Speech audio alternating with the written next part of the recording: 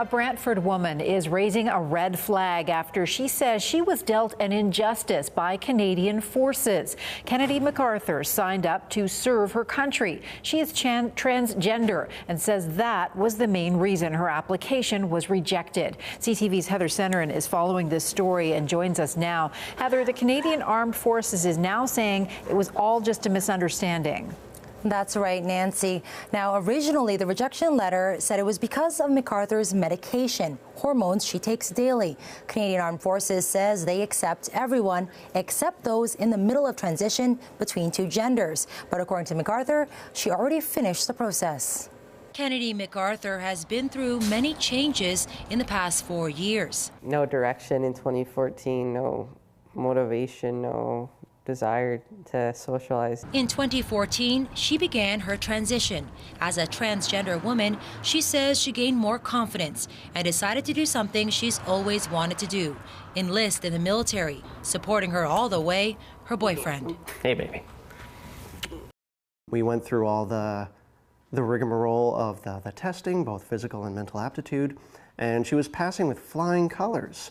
But then, devastation. In December, she received a rejection letter. It quoted a section, and it was saying that it was due to my gender dysphoria and use of hormonal therapy. A shock to MacArthur, as she says it stands in stark contrast with the Canadian Armed Forces' recent push for inclusivity. So she took action, reaching out to a member of Parliament and filing a federal human rights complaint.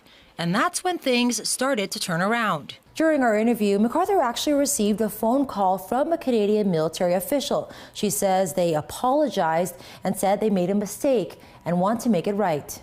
It was a mistake that we made. We have since rectified that. We've since rectified that with a second letter, and I've had an opportunity to speak to the person directly. It was a complete misunderstanding, but the reason it was a misunderstanding is because we did not communicate well. Even if the end game wasn't to get what I wanted for me, if this prevents something from happening to someone like me in the future, then it would be worth it. Canadian Armed Forces says this incident has sparked change. Moving forward, future so-called complex cases will go through the senior medical officer as opposed to those of a lower rank to prevent this from happening again.